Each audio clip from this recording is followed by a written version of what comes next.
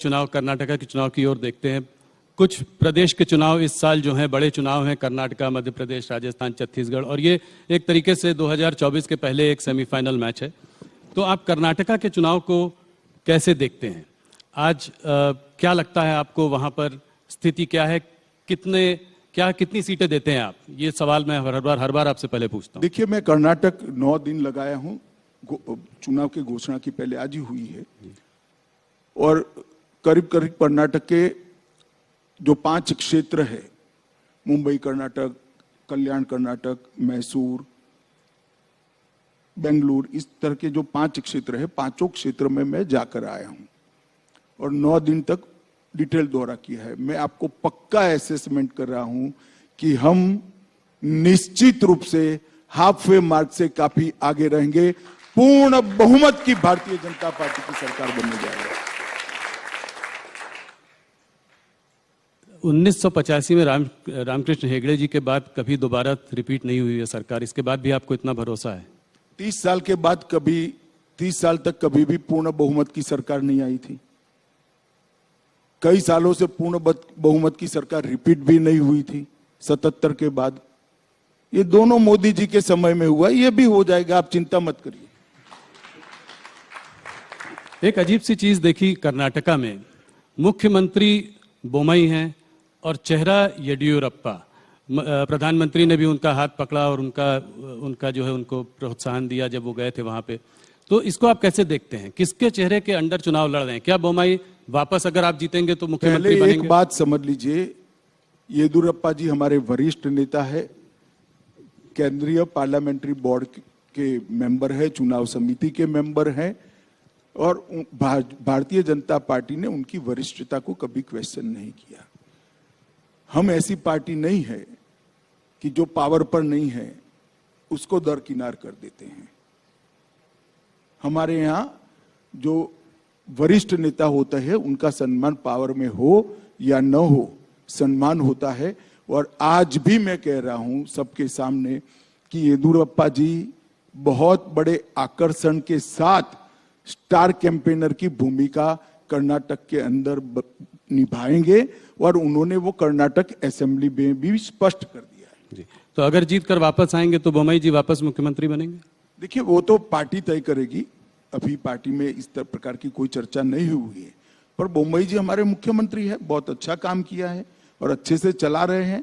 और येदियुरप्पा जी और बोम्मई के कालखंड के अंदर जो कुछ भी कर्नाटक में डेवलपमेंट के काम हुए, इसके आधार पर हम फिर से निश्चित रूप से चुनकर आएंगे। और कर्नाटक की जनता डबल इंजन सरकार चाहती है। मोदी जी की योजनाओं को, मोदी जी के कार्यक्रमों को और मोदी जी के विजन को नीचे इंप्लीमेंट करे, इस प्रकार की समान विचारसरणी वाली सरकार कर्नाटक की जनता चाहती है, और परिणाम भी इसी प्रकार के आए।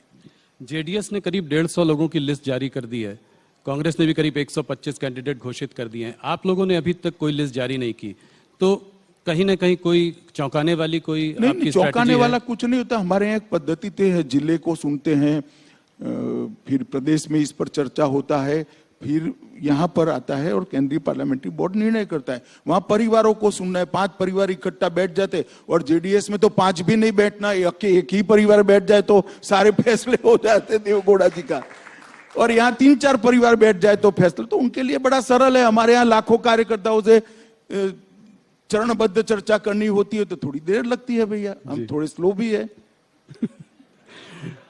जेडीएस की बात करी तो लोगों का यह भी कहना है कि जेडीएस जो है वो भारतीय जनता पार्टी की बी टीम है, इसको आप कैसे देखते हैं? देखिए, फिर से एक बार आप स्टडी करे बगैर का सवाल कर रहे हैं। गत चुनाव में हम सबसे ज्यादा सीटों के साथ 1 नंबर की पार्टी बने थे।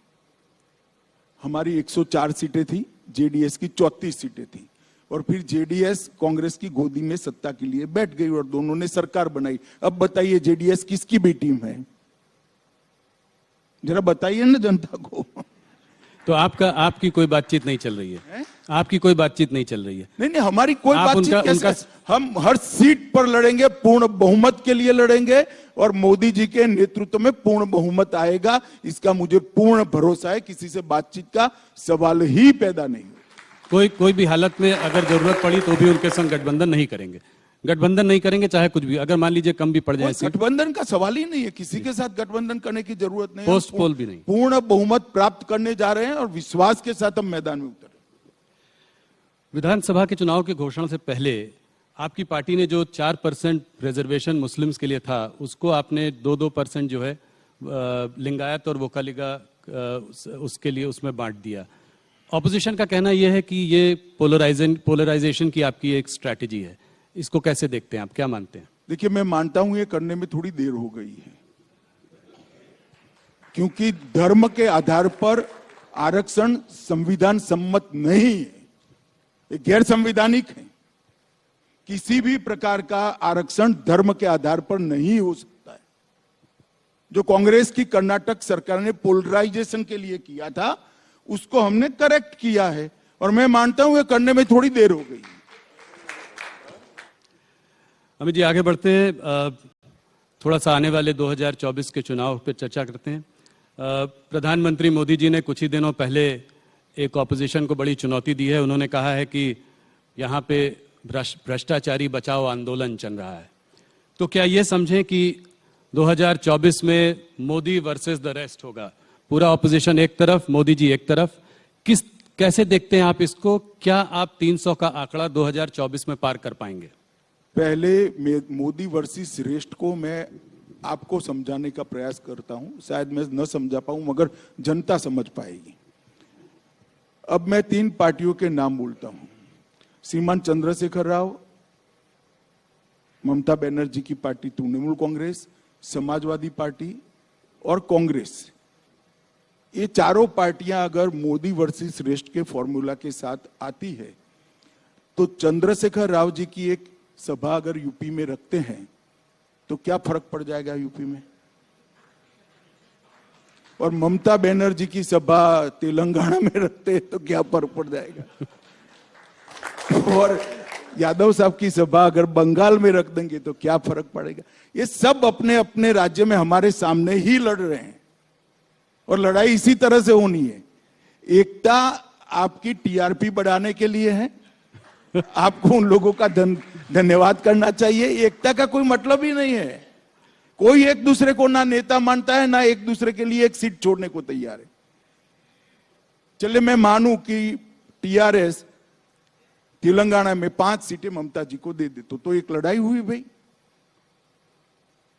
और समाजवादी पार्टी भी 5 सीट वहां दे दे और ममता जी बंगाल में 5-5 सीटें दोनों को दे दे, तब तो एक हुए।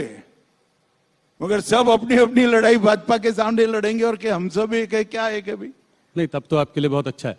मगर मान लीजिए उत्तर प्रदेश में एक सीट पर एक ही कैंडिडेट हो, जो जॉइंट कैंडिडेट हो सबका, समाजवादी पार्टी, बहुजन समाज पार्टी और कांग्रेस का, तब कैसे लड़ाई? ना बहुजन समाजवादी पार्टी ऐसा कहती है, ना समाजवादी पार्टी ऐसा कहती है। वो अलायंस करते हैं बंगाल और तेलंगाना में जी। तो कैसे एक होंगे बताओ? ना बसपा कह रही है कि हम साथ में लड़ेंगे, ना सपा कह रही है हम बसपा के साथ लड़ेंगे, सिर्फ टीवी 18 कह रहा है कि दोनों साथ में लड़ेंगे। अब इससे कैसे होगा भला को? आपका कौन मानेगा? नहीं, मैं तो सिर्फ सवाल पूछ रहा हूं, मैं कुछ कह नहीं रहा हूं। मैं तो जो आप बोल रहे हैं उसको रिपीट कर रहा हूं। Amit ji, central investigative agency से जो है ऑपोजिशन को बहुत डर है, कहती हैं कि जो हमको हैरेस करते रहते हैं, सरकार इनका इस्तेमाल करती है उन लोगों को परेशान करने के लिए। आज अगर आप देखें तो सत्येंद्र जैन, मनीष सिसोदिया जेल में हैं, चाहे वो कविता हो, केसीआर जी की बेटी हो कविता हो, हेमंत सोरेन हो, सब लोग या तो ईडी के घेरे में हैं या सीबीआई के घेरे में हैं। तो भूपेश बघेल जी के भी ज़्यादातर लोगों पर रेड्स पड़ती रहती हैं। तो ऑपोजिशन का कहना यह है कि क्या ईडी और सीबीआई के दफ्तर भारतीय जनता पार्टी के स्टेट्स में बंद हो चुके हैं? जरा भी ऐसा नहीं है। 2014 और 2019 दोनों चुनाव में भारतीय जनता पार्टी की सरकार ने देश को वादा किया था कि हम करप्शन के खिलाफ लड़ेंगे, और हमारी ये लड़ाई करप्शन के खिलाफ है। कल ही मोदी जी ने कुछ आंकड़े दिए थे, मैं इसको रिपीट करना चाहूंगा। 2004 से 2014 में ईडी, यही कानून था, कोई कानून हमने बदला नहीं है, यही कानून था। ईडी जो पीएमएल के कानून के तहत 5,000 करोड़ की संपत्ति कुर्क की थी, और मोदी जी के शासन के अंदर हमने 1,10,000 करोड़ की संपत्ति कुर्क की। उसका 5%